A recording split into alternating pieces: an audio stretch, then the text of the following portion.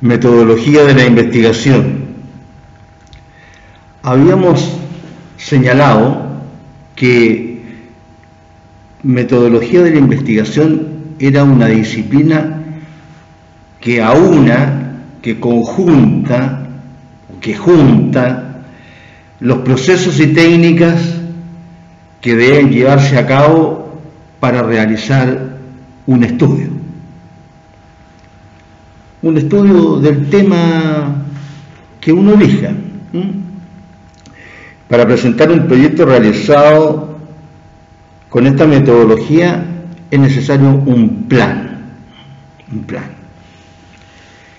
Y habíamos dicho algunas cosas en la clase pasada que vamos a retomar brevemente para seguir el hilo. ¿Cuáles eran los pasos de un proyecto de investigación? Habíamos dicho que eran 8 pasos, que terminaban con la conclusión. ¿Cuáles eran estos pasos? Primero, selección del tema. Segundo, planteamiento del problema. Tercero, el marco teórico. En cuarto lugar, la justificación de la investigación. En quinto lugar, la hipótesis. En sexto lugar, los objetivos. En séptimo lugar, la selección de la metodología. Y por último, en octavo lugar, la conclusión. Ya habíamos ido señalando en qué consistían cada uno de estos pasos. Primero, la selección del tema. ¿Qué es lo que había que hacer acá? Había que realizar una selección bibliográfica de la información ya existente sobre el tema, sobre el cual hará uno la investigación. Es importante tener en cuenta los temas, los textos, mejor dicho, más actualizados, más vigentes, que existen sobre el asunto. Más o menos, cuando una persona tiene la idea, ¿no es cierto?, sobre el tema que desea tratar, ha ido de antemano formando, juntando, actualizando o poniéndose al día en relación con los textos que existen sobre el tema. Por ejemplo, en materia de memorias de prueba, en derecho penal, por ejemplo, hay varias memorias que se han hecho sobre un mismo tema, por ejemplo, sobre la responsabilidad penal adolescente, la ley sobre responsabilidad penal adolescente. Y entonces lo primero que hay que ver es los trabajos que han hecho otros alumnos sobre la materia, para saber cómo han tratado los temas, etcétera, el mismo tema. Y aprovechando o mejor dicho, leyendo esos trabajos previamente, van a darse cuenta de la bibliografía que existe al respecto. Así que eso es lo que hay que tener en cuenta primero, ¿no es cierto?, en la selección del tema. Saber cuál es la información con la cual contamos, al menos en parte. Después, el planteamiento del problema. Identificada la información que existe, ¿no es cierto?,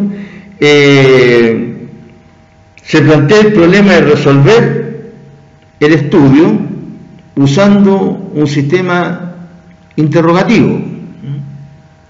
Es decir, ¿qué es lo que yo pretendo resolver? Porque uno siempre lo que pretende es realizar un aporte de cualquier tipo.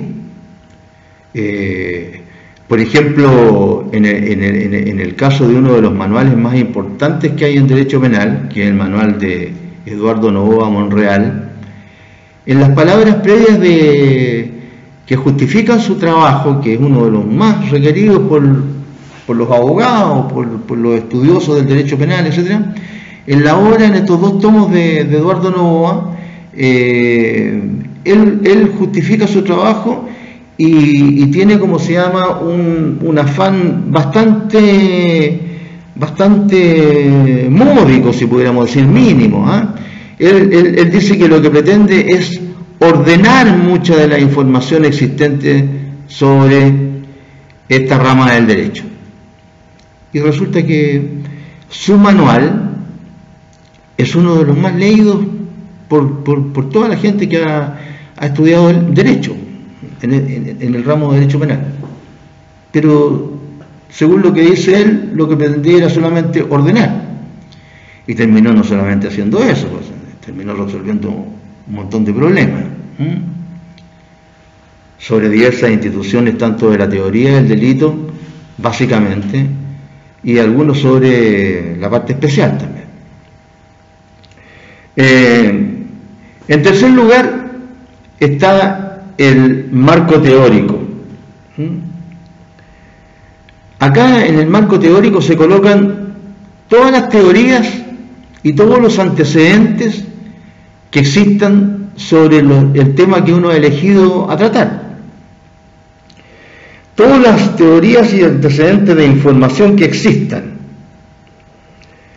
Y estas teorías e información existente van a ser las bases teóricas sobre las cuales va a realizar uno el trabajo que ha elegido.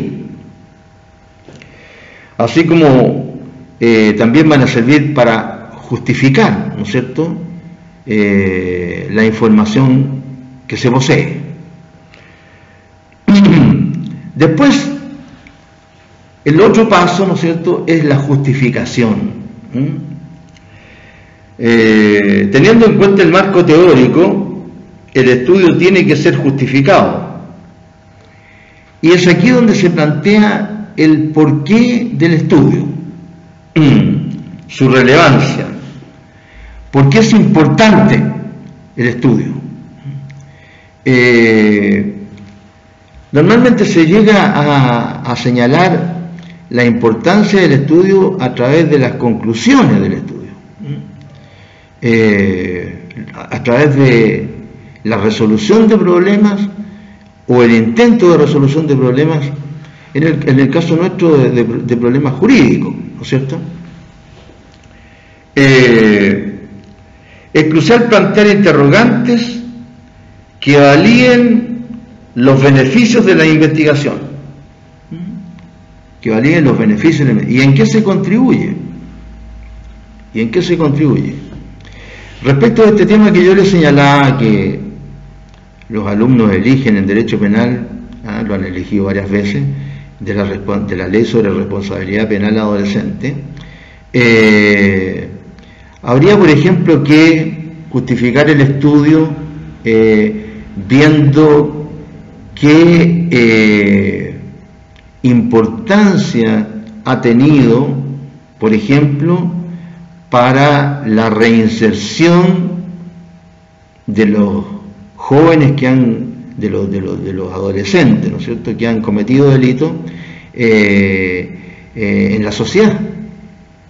¿Qué importancia ha tenido esta ley sobre responsabilidad penal adolescente para aquel joven, aquel adolescente que ha cometido un delito, pueda reinsertarse en la sociedad? Y el caso contrario, ¿de qué manera esta ley sobre responsabilidad penal adolescente ha incidido en la reincidencia, por ejemplo?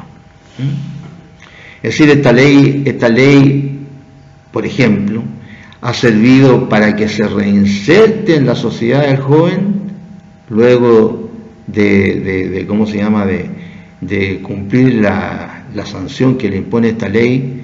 ¿Le ha servido para reinsertarse en la sociedad? ¿O por el contrario, ha venido ocurriendo que al sentirse el joven que está absolutamente liberado de sanciones prácticamente para cometer delitos gravísimos, Esto incide en la reincidencia, en la comisión de delitos, es decir, llegan en muchos casos a la edad adulta cometiendo delitos, porque durante la etapa en que se le aplicaba esta ley prácticamente no respondía penalmente. Entonces, son cuestiones que tienen por objeto explicar el porqué del estudio, a qué conclusiones se llega. Es necesario modificar esta ley, ¿no es cierto?, dentro de las propuestas que se hacen al final. Es necesario modificar esta ley que estamos tomando como ejemplo sobre responsabilidad penal juvenil. Es necesario mantenerla como está, etcétera. Es decir, justificar el porqué del estudio.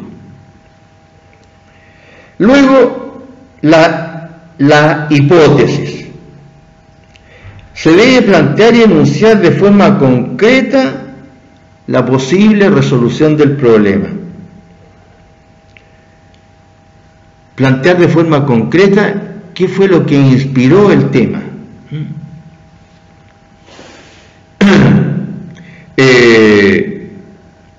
Que más o menos va en la misma senda, ¿no es cierto?, de estos pasos que van en un orden sucesivo, ¿no es cierto?, dentro de esta investigación que está realizando la persona sobre el tema que eligió. En sexto lugar están los objetivos que se pretenden, es decir, se comprueba, se establece la ruta para la realización de la hipótesis, para poder comprobar la hipótesis.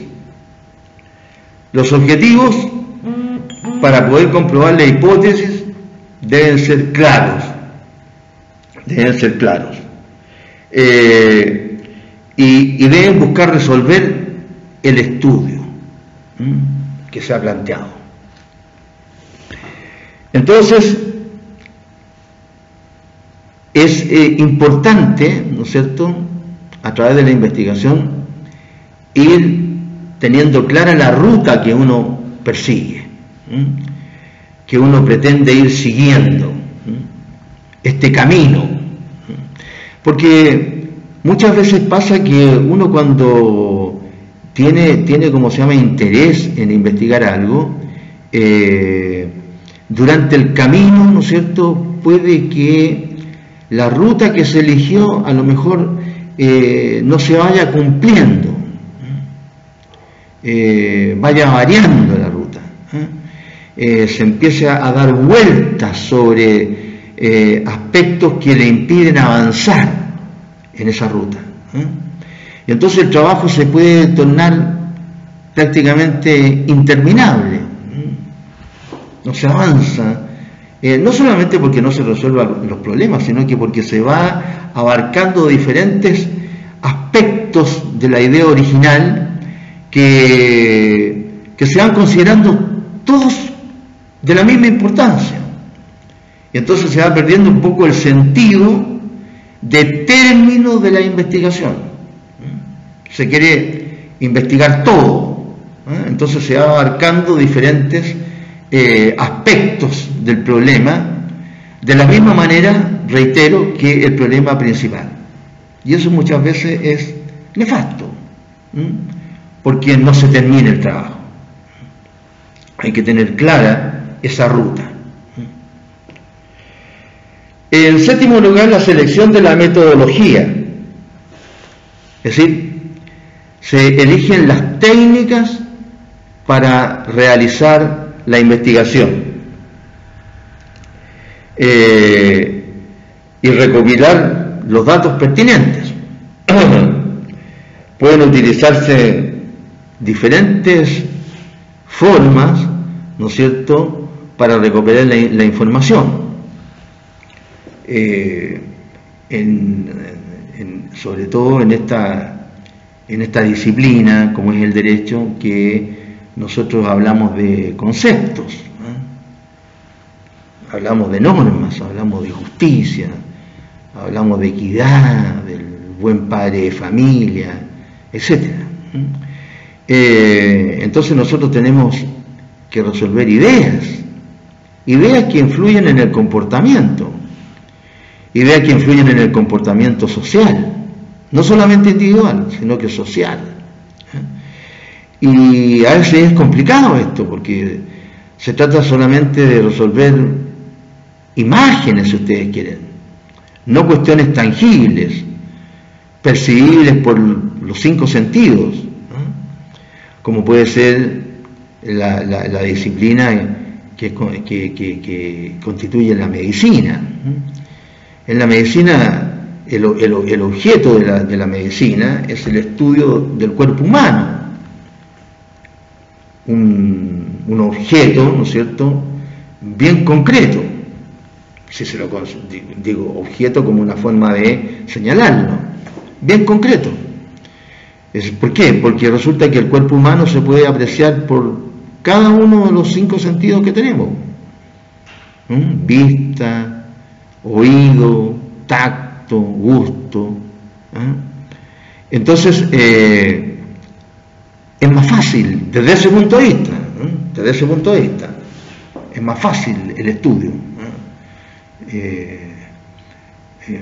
porque significa siempre estudiar el cuerpo humano, vivo o muerto, que va a ser siempre igual, va a tener siempre el mismo número de huesos, el mismo número de órganos, etcétera, etcétera.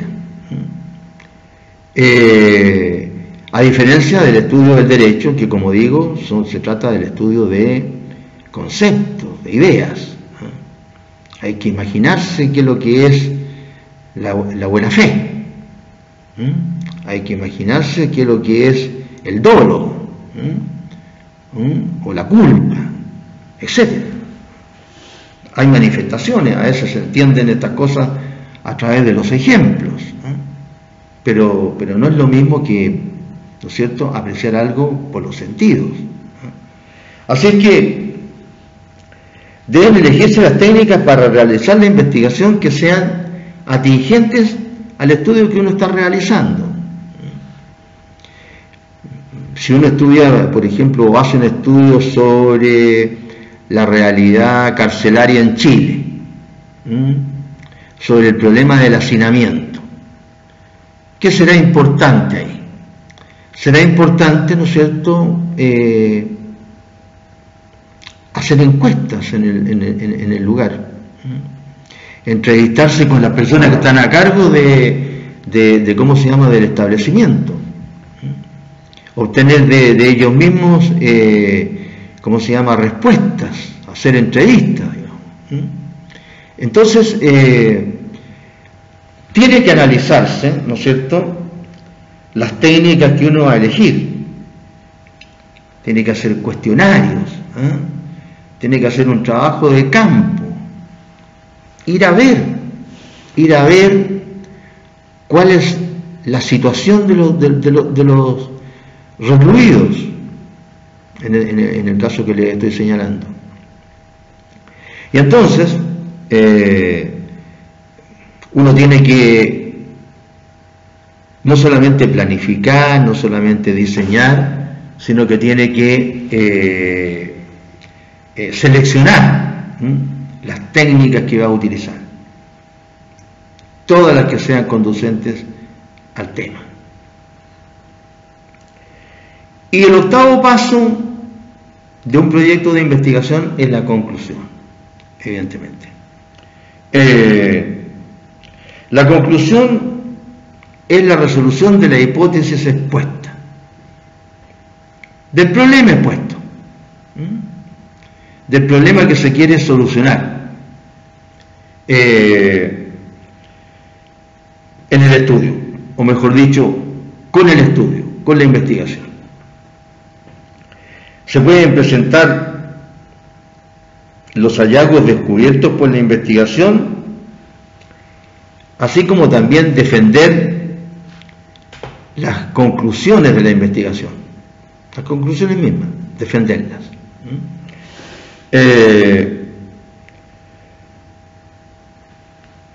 a veces durante el proceso de la investigación se van realizando hallazgos que a lo mejor uno no tenía en vista cuando inició la investigación, o que a lo mejor los avisoraba, pero no los tenía claros. Y a lo mejor con la investigación hay ciertos antecedentes, ciertas hipótesis, mejor dicho, que, ¿no es cierto?, se van aclarando como resultado de la investigación que uno no tenía.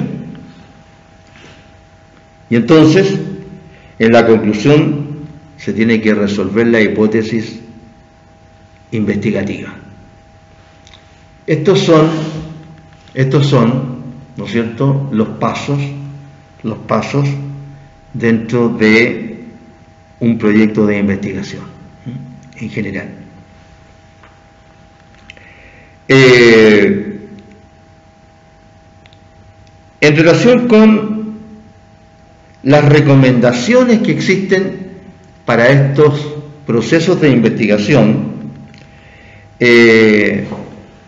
básicamente consisten en buscar fuentes fidedignas de investigación, fidedignas, es decir, valederas, no cuestionadas, estudios en los que el autor represente para ustedes seriedad,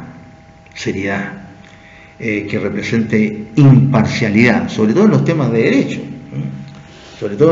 derecho, porque hay autores en determinados temas, ¿no es cierto?, que, diciéndolo vulgarmente, tienen como la camiseta puesta desde el punto de vista ideológico. Entonces todo, ¿no es cierto?, lo tratan de su punto de vista ideológico. Entonces no son personas confiables en ese sentido, no en el sentido de que a lo mejor tienen mucho conocimiento, pero siempre van a tener el sello muy ideológico, y eso muchas veces no es bueno. Entonces hay que tratar de buscar la imparcialidad, como decía un expresidente ya fallecido, en la medida de lo posible. Hay muchas cosas que hay que buscarlas nomás en la medida de lo posible, sobre todo en temas que dicen relación con el comportamiento individual o social. Tratar de arreglar las cosas, ¿no es cierto?, de los millones de personas que existimos sobre el planeta, y específicamente sobre nuestro país. No es fácil establecer normas de conducta para todos los componentes del grupo social. No es fácil.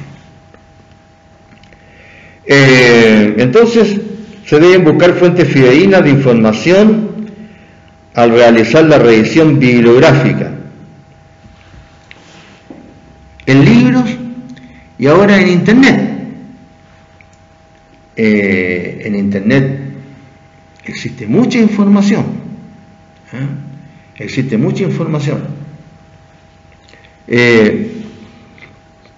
en todo tipo de campos. El problema, como se viene diciendo ahora, no es falta de información, sino que es exceso de información. Entonces hay que averiguar cuál es la mejor información. Nosotros, por ejemplo, les vamos a recomendar para esto de la metodología de la investigación un libro súper completo que aparece en Internet. O sea que ustedes lo pueden bajar, lo pueden leer ahí mismo o lo pueden fotocopiar, como es el caso, ¿no es cierto?, de este profesor. Fuera de eso hay un montón de monografías, hay explicaciones más breves, más precisas, y hay otros libros que también circulan por Internet respecto de la metodología de la investigación. Nosotros les vamos a recomendar, aunque sea uno, para que sigan ustedes el curso, y que seguramente les va a servir el día de mañana para que hagan su memoria de prueba. Es decir, hay información ahora, Antes en la época mía no teníamos internet, no existía. El internet, ¿no es cierto? Todo esto viene por ahí por los años 90, ¿no? Así que cuando me tocó a mí hacer la memoria en los años en el inicio de los 70, no había, era puro librito nomás. Entonces había que ir a las bibliotecas, muchas veces había que esperar, ¿no es cierto?, que se desocupara el libro. Claro, era más complicado, pero era lo que había, y había que arreglárselas con lo que había. Y con lo que había, los estudios del derecho eran muy buenos. Así que eso en relación con las recomendaciones en cuanto a los antecedentes que uno puede ahora conseguirse. Son muchos. En internet, por ejemplo, accediendo al Google académico, también en otros sitios web con validez científica, como puede ser el PubMed o Cielo, Cielo. Es decir, hay mucha información que circula en la red. ¿Cuáles son los enfoques? También lo habíamos señalado en la clase anterior. ¿Cuáles son los enfoques que se le pueden dar a una investigación? Son básicamente dos: el enfoque cualitativo y el enfoque cuantitativo. Y estos generan un tercero, que como siempre son una combinación de los dos enfoques en este caso, ¿no es cierto? El enfoque mixto. El enfoque cualitativo de cualidad, ¿no es cierto?, busca principalmente la dispersión o expansión de los datos de información. Busca más datos de información. Mientras que el enfoque cuantitativo hace lo contrario. Tiende a acortar intencionalmente la información, pero con un objetivo. O sea, no es por hacer una peor información, sino que tratarla de manera más sucinta, lo que no significa que no sea completa. Entonces uno busca abarcar más datos de información, el otro busca apretar, si podemos decir, los datos de información. Y como digo, el enfoque mixto es una combinación de estos dos. Una combinación de estos dos. Ahora, estos dos enfoques tienen características en común. Me parece que también lo dijimos en la clase anterior. Esto es muy importante porque esto de la metodología de la investigación, como ustedes comprenden, es aprender una serie de cuestiones que tienen por objeto la realización de un trabajo. Es decir, cómo hacer un trabajo de investigación lo mejor posible. Entonces lo que se les van dando son medidas, en la literatura digo, son medidas de apoyo a esta mejor investigación posible para resolver la hipótesis que uno se plantea. Así que es conveniente repetir esto porque no va a haber aquí mucha cosa nueva. Aquí lo que hay más que nada es ordenación de ideas que uno tiene, pero que no están tan ordenadas como en este curso que vamos a ir dando. Pero son cosas que ya se le deben haber pasado por la cabeza. De hecho, yo creo que cada uno de ustedes, estudiantes de Derecho, ¿no es cierto?, si se plantean hacer un trabajo sobre algún tema, ya tienen una idea más o menos de cómo trabajar. Entonces, este ramo, metodología de la investigación, ¿qué es lo que hace? en el fondo, ordenar esas ideas y completarlas, y señalar los pasos de una manera más clara, más coherente. No colocar el paso 6 en el paso 1, o el 2 en el 8, pero la idea está. Es algo innato de la gente que estudia cualquier cosa, de la gente que investiga cualquier cosa. Entonces, estos dos enfoques, el cualitativo y el cuantitativo, el que permite aportar más, dispersar más los antecedentes de la investigación, como el que permite apretarlos, como decía, los datos de la investigación, tienen las siguientes características, los dos. Llevan a cabo la observación y evaluación de fenómenos. Claro, para hacer cualquier tipo de investigación. Evalúan, ¿no es cierto?, y observan fenómenos. Segundo, establecen suposiciones o ideas. Establecen suposiciones o ideas sobre la base de la observación y el análisis de los fenómenos. Tercero, demuestran el grado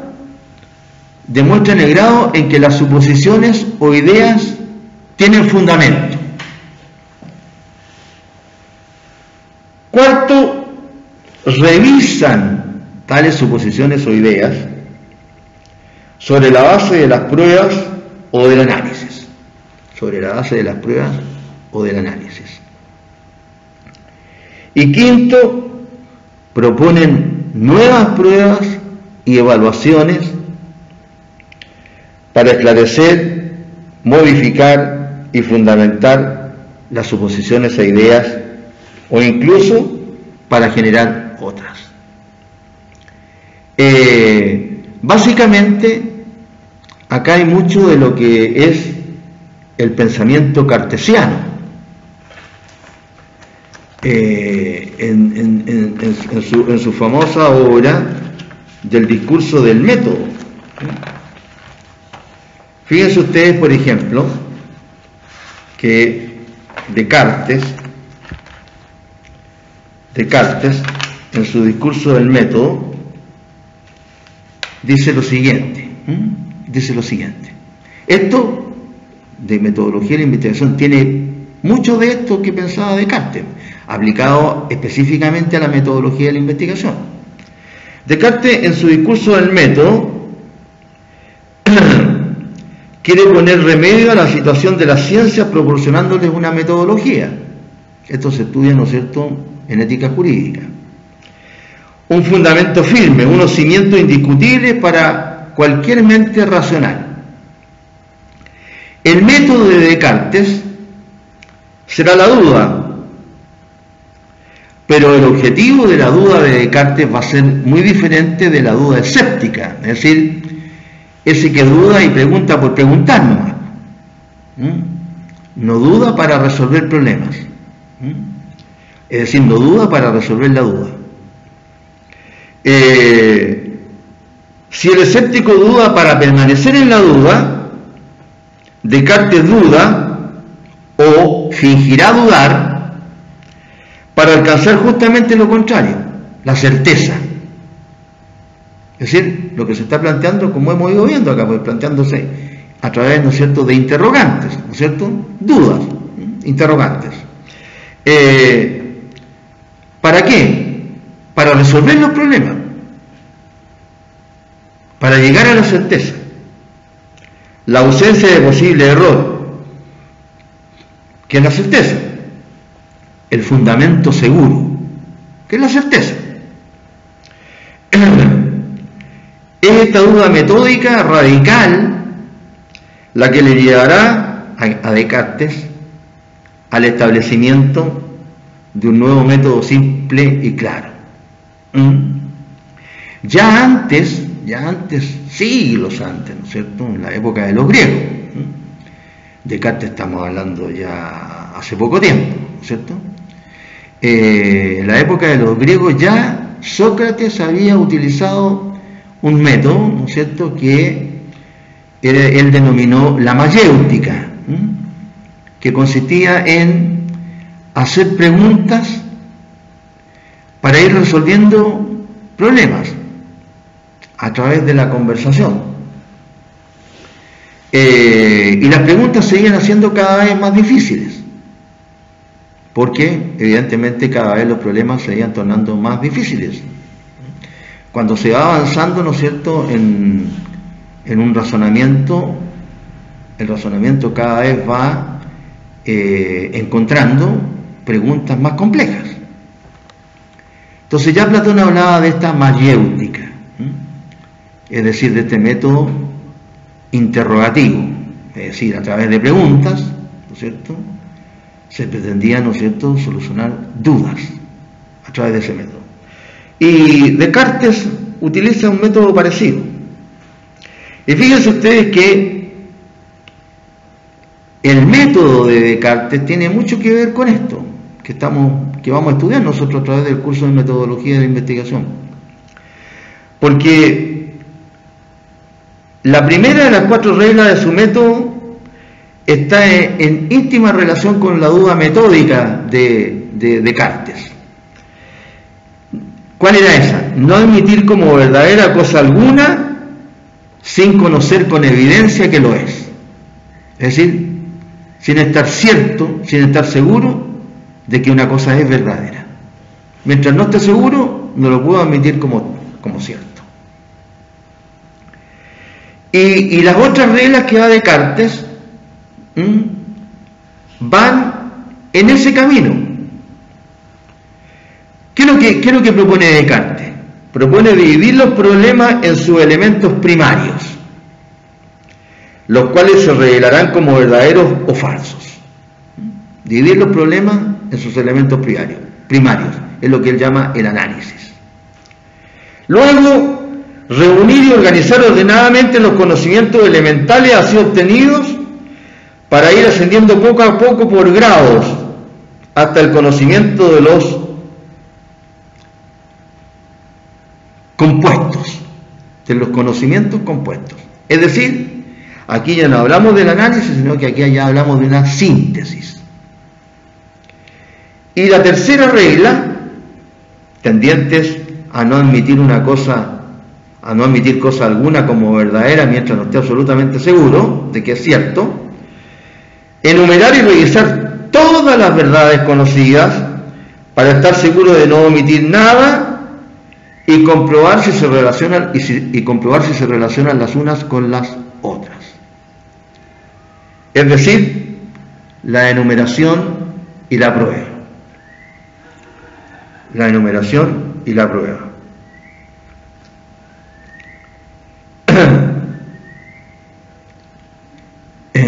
Perdón un segundito.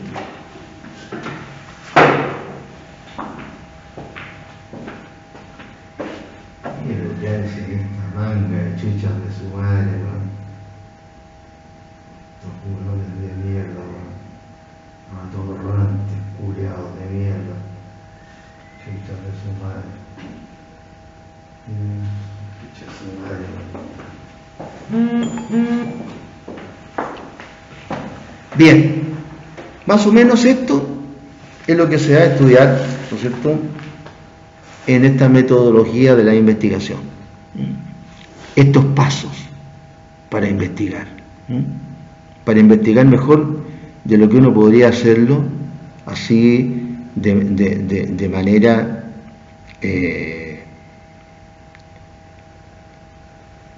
cuando solo se tiene la idea, pero no se tiene una idea concreta, una idea ya trabajada. Bien. ¿Cómo se origina un proyecto de investigación cuantitativa, cualitativa o mixta? ¿Cómo se origina? Es decir, ustedes tienen la idea y cómo originan el proyecto ya. ¿Cuáles serían las fuentes de ideas para una investigación? Las fuentes, ¿no es cierto?, de dónde proviene, ¿no es cierto?, la idea para una investigación. Como cuando ustedes estudian las fuentes del derecho, ¿no es cierto? Fuentes materiales, fuentes formales, es decir, de dónde proviene el derecho. Aquí de dónde proviene, ¿no es cierto?, las ideas para la investigación.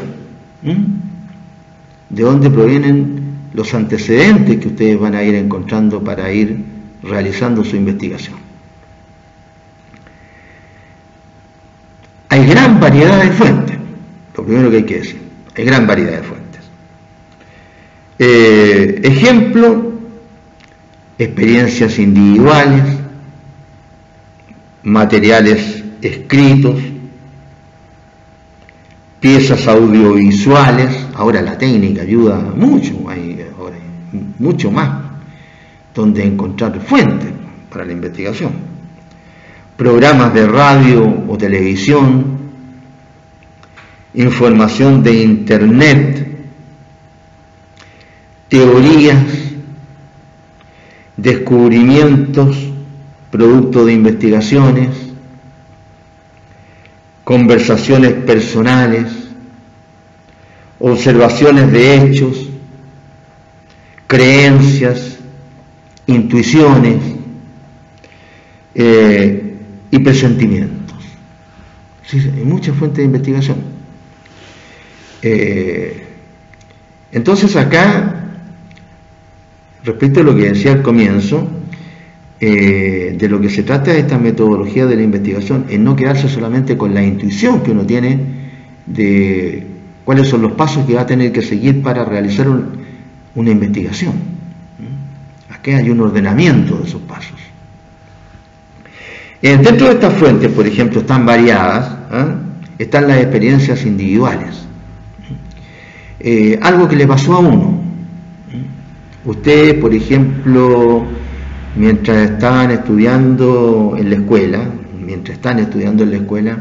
a lo mejor tuvieron un problema, ¿no es cierto?, en relación con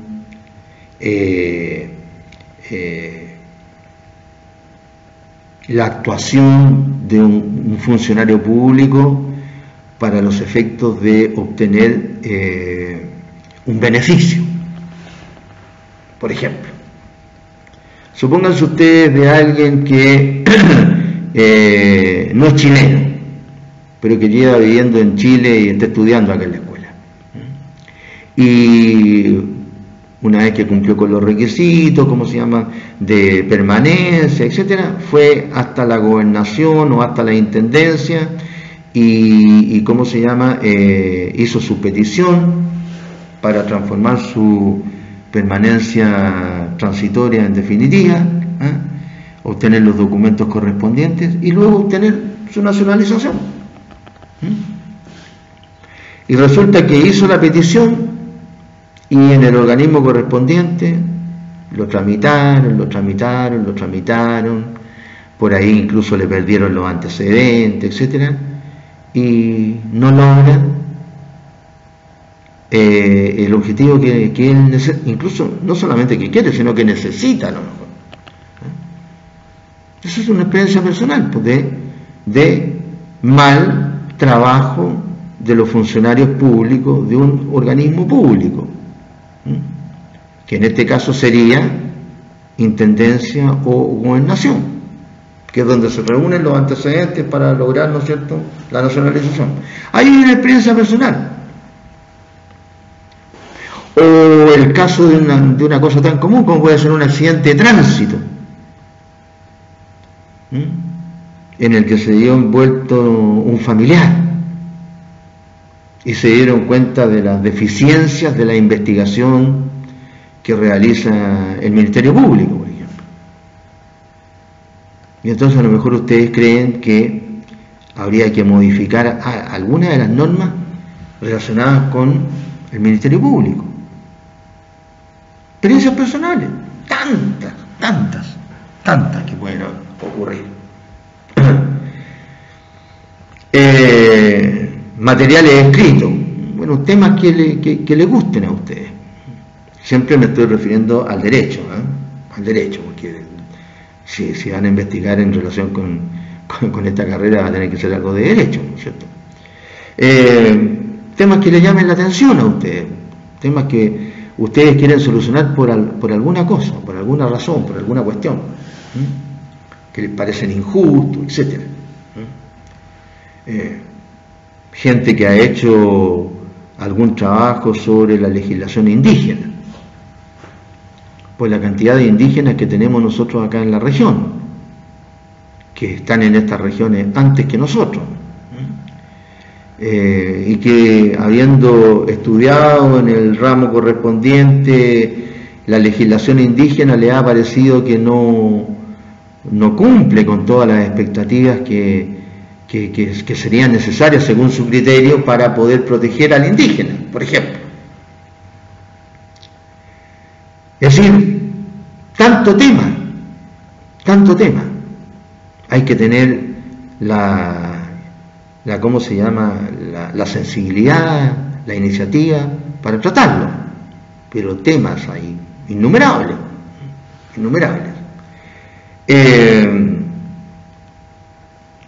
Bueno, piezas audiovisuales, programas de radio o televisión.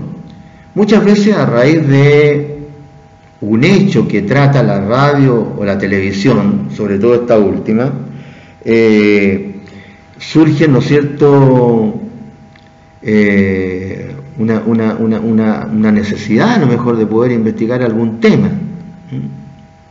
De lo mismo, como se llama, que les señalaba yo recién, respecto del trabajo que puede hacer, yo dije, el Ministerio Público, pero ampliémoslo a la policía. Todos estos temas policiales, por ejemplo, que se tratan en la televisión. Y ahí hacen mucha investigación, sin tener los conocimientos de derecho, los periodistas. Pero evidentemente que si estas investigaciones las hicieran los abogados o los estudiantes de derecho, tendrían muchos mayores antecedentes que los periodistas para hacer la investigación, por razones obvias. Por la información que han venido teniendo en materias de derecho, que es mucho más completa que la que puede tener un periodista. Por ejemplo, ha salido en la televisión, ¿no es cierto?, la incapacidad policial llevada a esos extremos, ¿no es cierto? Cuando tratándose del sitio del suceso, se han buscado los rastros o las huellas del delito y la policía no los ha encontrado. Y uno no se explica por qué no los ha encontrado. Hay varios casos que han salido en la televisión. Ese caso de una niña que la enterraron ahí, que estaba en el ¿cómo se llama?, en una especie de como de garage grande que había, y buscaron y excavaron y no lo encontraron. Y después, como pasa aquí en Chile por lo menos, después alguien le sopló, en tal parte está. O sea, les dijo dónde estaba. Ahora, ¿quién fue? Yo no tengo idea, porque no estoy relacionado con el caso. Yo digo lo que salió en la televisión nomás. Entonces hicieron el hoyo donde tenían que haberlo hecho, y ahí estaba la mujer esta, una niña joven, qué sé yo, que incluso la mataron y estando embarazada, que todavía sigue el caso en la televisión. Y que ahí aparecen, ¿cómo se llama? ¿Cómo se llama? Unos estafadores, ¿no es cierto?, que se las dan de santones, pues, se las dan de ¿cómo se llama?, de psicólogos avanzados que cobran, van a la televisión y que cobran, y que hay mucha gente que les cree. Bueno, no sé cómo les cree alguna gente, será por ignorancia, no sé, pero y que se paran ahí en la calle y que dicen: estoy sintiendo vibraciones y por aquí parece que pasó esta niña, no, pero dobló en la esquina, y la gente cree esto. No sé si tiene ganas de creer, no tengo idea, porque no sé, tener un sexto sentido, un séptimo sentido, un octavo sentido es difícil, súper difícil. Es como la teletransportación, más o menos, ¿no es cierto? Entonces, ahí estuvieron en el lugar la policía y no encontraron el cuerpo. En el caso, por ejemplo, del tipo que mató en Puerto Montt a su señora, bueno, dicen, lo absolvieron, no llegaron a acreditarle el delito. Imagínense ustedes que a la señora la encontraron en la buhardilla de su propia casa, en un rinconcito X.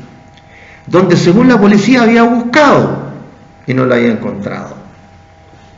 Entonces, si no había encontrado la policía el cuerpo, ¿ustedes creen que el resto de la investigación iba a tener una solidez suficiente como para sostener la acusación y llegar a una condena? Si ni siquiera encontraron el cuerpo, creo que habían, ya no, ni siquiera fueron una vez, fueron 2 veces. Y después, de nuevo, alguien por ahí le dijo, oye, en tal parte está el cuerpo. Y ahí fueron y lo encontraron. Entonces ustedes podrían decir, no, pues aquí hay que cambiar, ¿cómo se llama?, la forma de investigar, o con algunos estudios de criminalística, etcétera. Entre paréntesis aquí, la criminalística, que es una disciplina de apoyo a la investigación, o para la investigación, no se exigen. Aquí no le exigen estudios de criminalística a los fiscales para postular al cargo. Y no veo cómo sin estudios de criminalística puedan realizar una investigación criminal. No sé.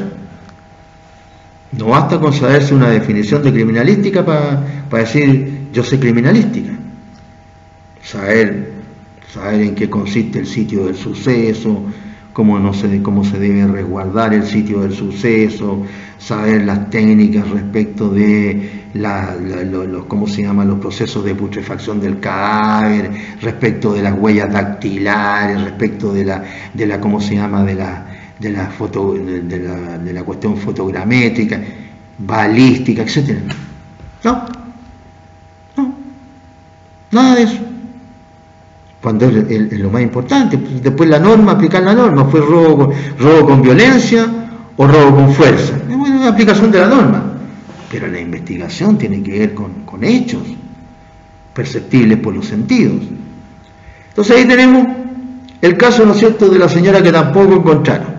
No habían encontrado a la niña que está enterrada en el garaje, no habían encontrado a la señora en Puerto Montt. Y acá en Arica pasó lo mismo, con una persona que era bastante conocida. Yo no la conocí, pero la familia sí, una gente que ha tenido negocio acá en Arica, qué sé yo, y que esta persona desapareció de repente, en su parcela acá en Azapa, y la policía buscó y no lo encontró.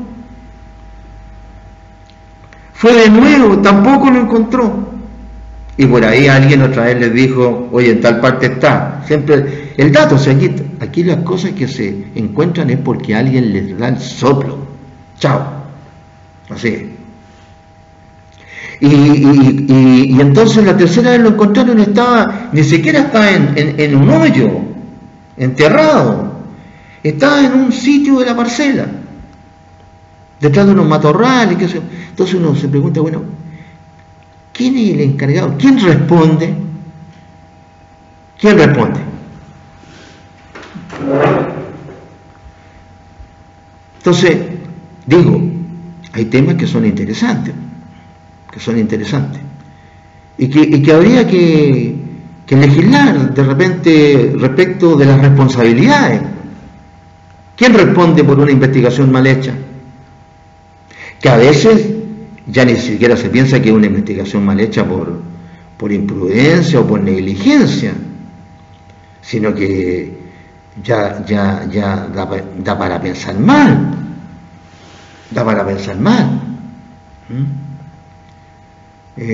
Por ejemplo, en Santiago, ¿cuántos reportajes se han hecho de traficantes que están en la plaza de armas de Santiago, el núcleo central de este país, vendiendo droga? Lo han filmado, lo han fotografiado, están los datos, etcétera. Y ahí están. Entonces la gente se pone mal pensada. La gente ya empieza a pensar, oiga, no, pues acá están de acuerdo con la gente esa. Ahora, como se está cuestionando tanto la policía,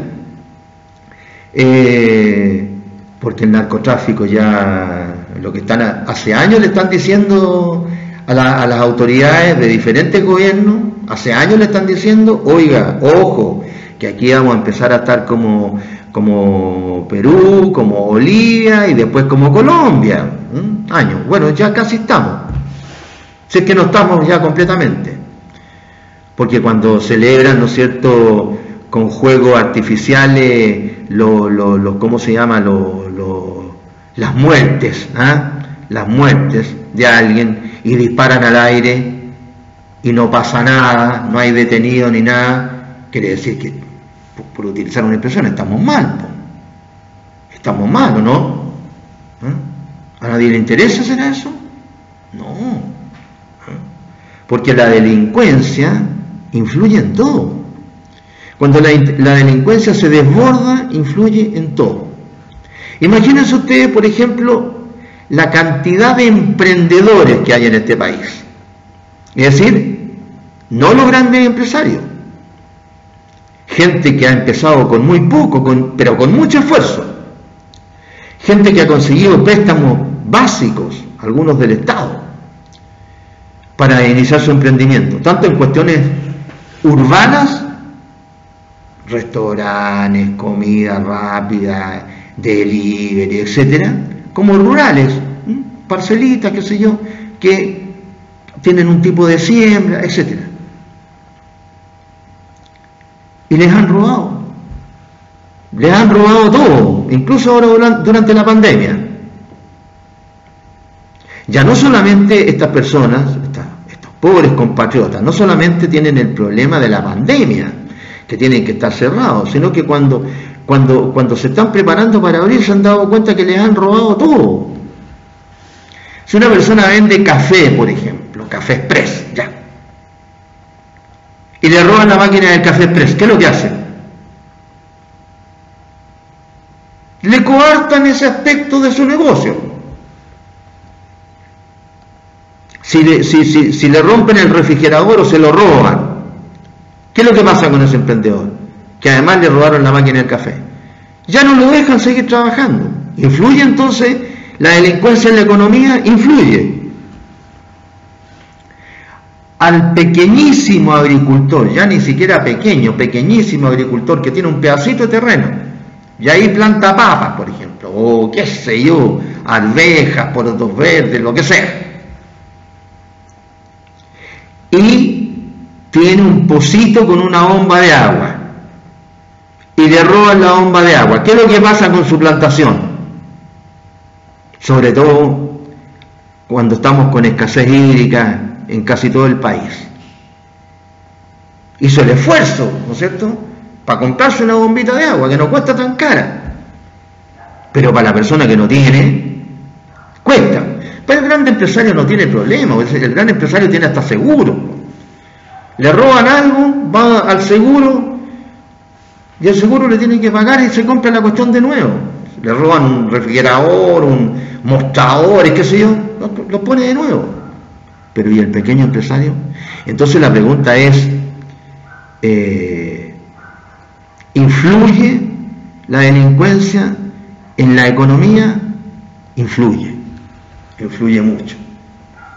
En estos casos que yo les estoy contando, de gente, para que no se piense que se está defendiendo, qué sé yo, que el gran empresario. No, si el gran empresario no tiene muchos menos problemas que ¿cómo se llama?, que el pequeño, si ese es el problema.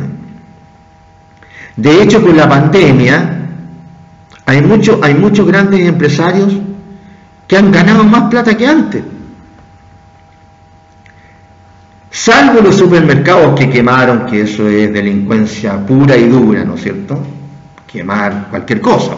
Si el delito de incendio tiene una pena bastante alta en este país, es considerado un delito de estragos, es decir, que causa mal a muchas personas. Pero el resto de los supermercados han vendido menos. Los supermercados han vendido más que nunca. Hay negocios que han aumentado sus ventas con la pandemia, de cuestiones que antes las tenían no acumuladas, sobreacumuladas, las han vendido todas. Claro, pero ese es el que tiene recursos. pero el problema es el que no tiene recursos. Así que, ojo, porque la gente se pone mal pensada. Se pone mal pensada. Y como decía, ahora que la gente está reclamando, uno empieza a ver un montón de reportajes que están encontrando un montón de narcotraficantes ahora, justo ahora, que la gente está reclamando. Ahora, el problema de la gente que reclama también existe, porque mucha gente reclama por lo que le interesa solo a ellos. En este mismo problema de la delincuencia, hay gente que reclama solamente porque le interesan los derechos humanos, punto. Sobre todo los derechos humanos del que protesta. Correcto, correcto. Hay que preocuparse de que siempre se salvaguarden los derechos humanos, correcto. Pero ¿por qué no les interesa que la delincuencia en general tiene que ser combatida? Lo que le hablo yo del pequeño emprendedor. ¿Por qué le interesan los derechos humanos solamente y no el pequeño emprendedor que se gana la vida, ¿no es cierto?, haciendo pan amasado, por ejemplo? Nadie podrá decir que es un acaudalado, un tipo que vende pan amasado, y que se queda sin trabajo para el día a día, para mantener a su familia en el día a día. Bien, todo esto, jóvenes, a propósito, para que no vayan a creer ustedes que se me está yendo la onda, ¿va? No, a propósito de que ideas surgen de todo. Esto es las ideas que pueden surgir de ver un programa de televisión y que a ustedes les llame la atención y digan, no, yo tengo que hacer una investigación porque esto hay que cambiarlo, no se puede seguir así. En los países serios, donde los funcionarios públicos no están apenados, cuando ya los nombraron al funcionario público en los países nuestros, ya no hay cómo echarlo aunque el trabajo lo hagan muy mal. En los países serios no, pues en los países serios está el derecho y la obligación. Y el que no cumple con sus obligaciones tiene sanciones. Y la sanción del número 1 es se tiene que ir normalmente. ¿Cuántas películas han visto ustedes, cómo se llama, relacionadas con la policía?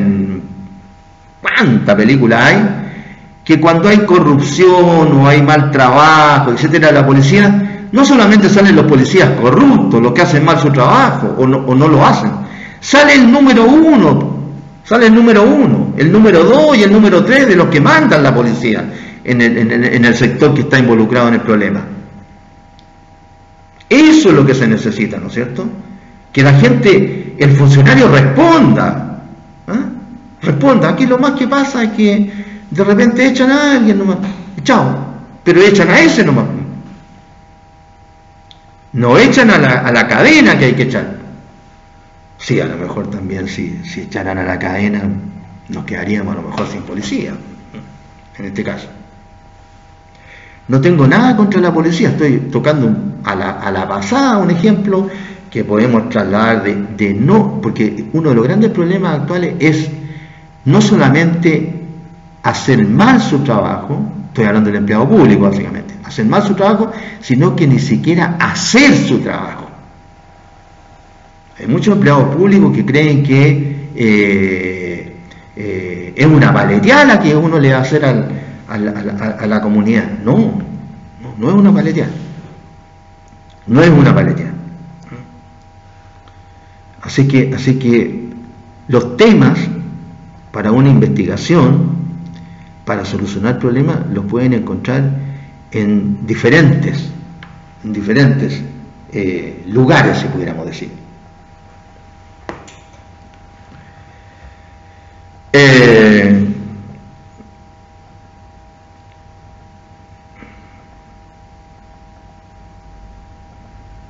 En conversaciones personales también pueden encontrar fuentes para investigar, en observar hechos, los jóvenes que dicen que son medioambientalistas, qué sé yo, no consuman mucho papel porque eso significa consumir árboles, ver si efectivamente la cantidad, por ejemplo, y las atribuciones que tienen los guardias, los parques forestales, son las que se necesitan, o necesitan más atribuciones, y las sanciones. Ahí nos llegó hace un tiempo atrás, unos años atrás, una persona de otro país, específicamente de Israel, que andaba de vacaciones y quemó no sé cuántos miles de hectáreas ahí en las Torres del Paine, porque encendió un fuego en un lugar donde no lo debía encender. Sanción, una multa mínima, para un daño ecológico, además irreparable, porque esos árboles no salen más. Miles de hectáreas, no 10 ni 20 ni 100, 1000 y tantas hectáreas. En otros países, si un chileno hubiera incendiado algo en, no sé, pues en cualquier país desarrollado, en el mismo Israel, que fue el que causó el incendio, las penas habrían sido las penas del infierno, ¿no es cierto? Porque nosotros somos latinoamericanos, mirado en menos en el contexto internacional, tercermundista de partida. Bien, entonces ahí tenemos las fuentes de ideas para una investigación. Como ustedes ven, hay muchas fuentes para obtener, ¿no es cierto?, ideas para hacer una investigación, muchas fuentes.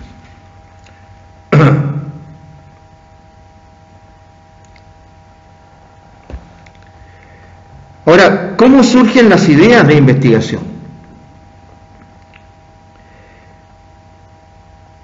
Estas ideas para investigación surgen donde se congregan grupos o al observar las campañas de elecciones, por ejemplo, al estudiar en casa, al ver la televisión o ir al cine. Bueno, ahora el cine está cerrado. Al conversar con otros o al recordar alguna vivencia. Por ejemplo, el médico que al leer noticias sobre el COVID-19 desea saber más sobre los avances para combatir la enfermedad. Salvo que esto ocurra en la China comunista, ¿no es cierto?, que fue donde nació el COVID. Porque ahí la doctora Fang, F-A-N-G, Fang, una mujer noble, ¿no es cierto?, que lo único que hizo fue informarle a sus colegas que había un virus nuevo, desconocido, que resultó ser este famoso coronavirus, y le informó a sus colegas para que ellos tomaran precauciones y no solamente trataran a la gente, sino que además ellos no fueran infectados. Resultado, la doctora Fang tuvo un tiempo desaparecida y después apareció diciendo como que se había equivocado. Y algunos de los doctores a los cuales ella alertó de este virus, el coronavirus, el COVID-19 famoso, algunos doctores chinos se murieron. ¿Y cuál fue el pecado de la doctora Fang? Avisarle a sus colegas que hay un virus nomás. Bueno, pero salvo eso, ¿no es cierto?, salvo esos casos de países en donde los derechos humanos no se respetan, una persona en el caso del COVID puede, ¿no es cierto?, llamarle la atención para ver cómo puede combatir esa enfermedad si es que tiene los conocimientos suficientes. Estamos hablando en este caso de médicos, los conocimientos suficientes. O los abogados que ven noticias sobre la delincuencia alarmantes, que es lo que estábamos conversando. Estos ejemplos los colocan los textos que son los en los que yo estoy basando este curso. O sea, no son cuestiones que se me ocurran solamente a mí, esto se le tiene que ocurrir a ustedes también, solitos, si son las cosas que pasan.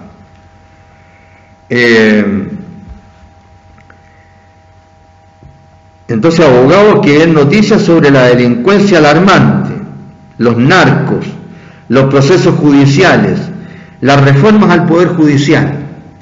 Porque si nosotros, ustedes que son los futuros abogados, los futuros autoridades públicas que van a haber, porque es lógico, pues esta es la producción que se presta para eso. Entre paréntesis, mientras eran los abogados los que dirigían a la sociedad chilena, parece que las cosas marchaban mucho mejor, porque desde que empezaron a dirigir a la sociedad chilena los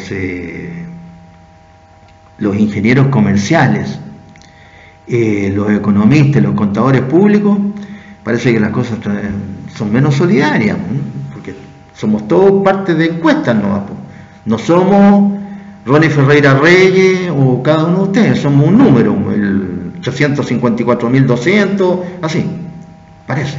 Antes parece que las cosas eran más solidarias. Es decir, claro, ¿por qué? Porque se dice que el abogado siempre está en el centro de la sociedad.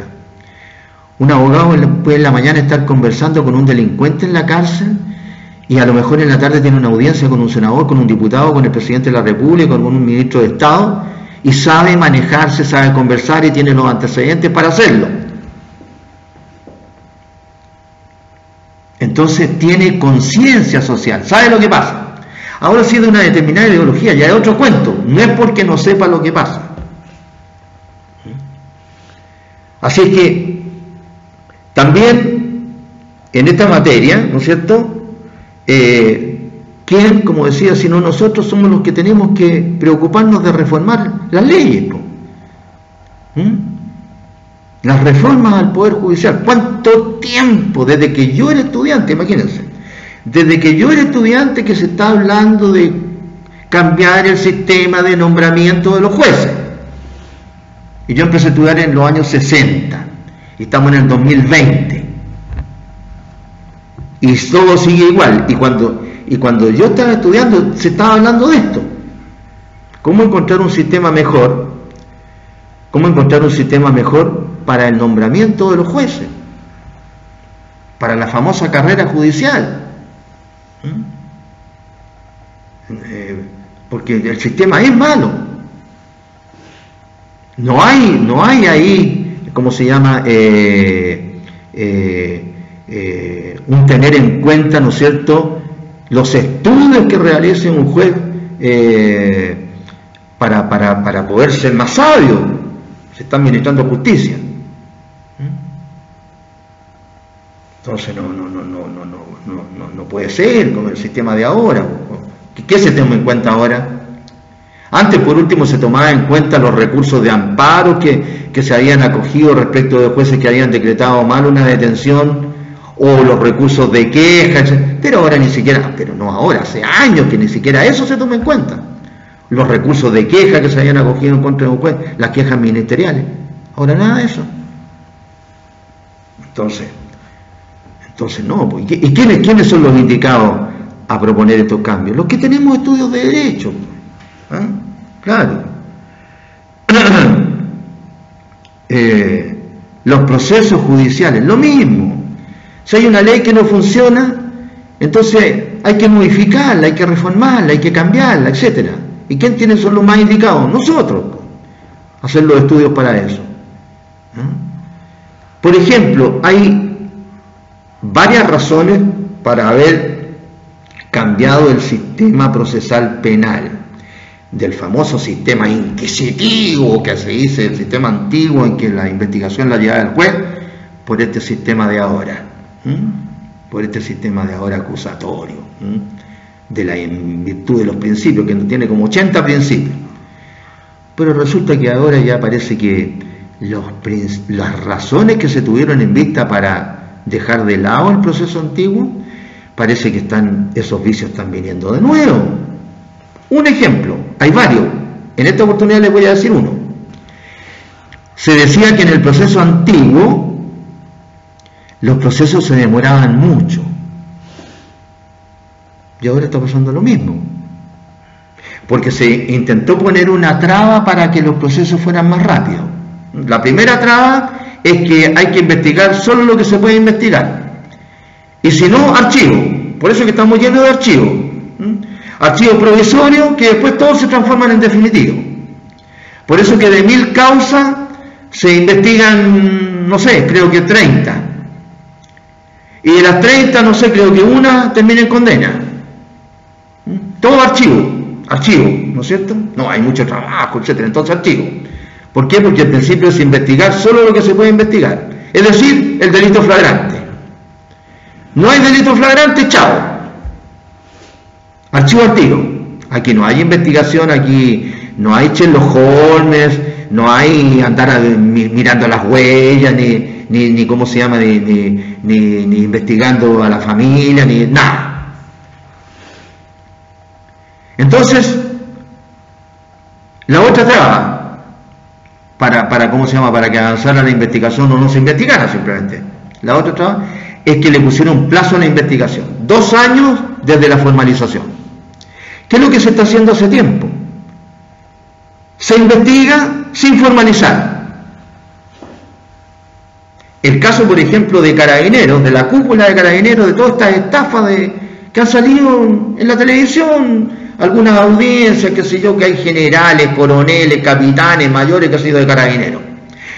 También hay otros juicios respecto al ejército, de la Armada de la Aviación. ¿En qué están? No tengo idea. Pero hablemos del caso de Carabineros, que es el que ha salido más. Ya, ¿cuánto tiempo lleva ya esa investigación? Lleva como 5 años. Empezó la investigación desformalizada, ¿no es cierto? Cuando ya se empezó a presionar por la prensa, que se formalizó. Entonces se llevaban como 2 años, y con la formalización, otros 2 años, que es el plazo que se llama la ley, es decir, 4. Y para agregarle más, se reformaliza. Empiezan a correr otra vez el plazo. Y entonces nos encontramos ahora con el tremendo problema que se están demorando cualquier cantidad de los juicios. Ya hay algunos que ni siquiera sabemos si van a terminar, y ahí están. ¿Y quién pregunta? ¿Quién responde? Cuando el fiscal nacional está peleando con un fiscal regional y hay que nombrar un fiscal para investigar las denuncias que tiene el fiscal regional contra el fiscal nacional, y a su vez la que tiene el fiscal nacional contra el fiscal regional, ya un fiscal regional lo defiende la cónyuge que también es fiscal. Entonces, ¿se da cuenta? Ahora, aquí hay un hecho que hay que tener en cuenta, que este proceso penal nuevo ha resultado carísimo para el país, pues. Carísimo para el país. O sea, el país merece un sistema procesal penal decente por lo que paga el país, porque no solamente se paga a fiscales, se paga a asesores de fiscales, se paga a fiscales que van a las audiencias y fiscales que están estudiando en su lugar del fiscal. Se paga todo el personal administrativo, se paga la implementación de todos los locales, tanto de las fiscalías como de todo lo que fue, ¿no es cierto?, el poner en funcionamiento los tribunales. Se pagan a los jueces de garantía y a los jueces del Tribunal Oral en lo Penal. ¿Para qué? Para que las investigaciones que existen, las pocas que existen, se demoren igual o más de lo que se demoraban antes. Entonces, estamos mal, ¿no es cierto? Así que hay que tener en cuenta esas cosas. En cuanto a las fuentes que originan las ideas para hacer una investigación, que entre paréntesis, no solamente las fuentes que originan las ideas para hacer una investigación pueden ser buenas ideas. De repente uno tiene una idea para hacer una investigación y la investigación a lo mejor no te tiene mucha importancia. A lo mejor uno investiga algo que no tiene mucha importancia, no es una buena idea, como hay en muchas cosas. Ahora, ¿cuáles son los motores de ideas para investigar? Los motores de ideas para investigar son la inspiración, la oportunidad, la necesidad de cubrir huecos de conocimiento, la conceptualización y la necesidad de resolver una problemática.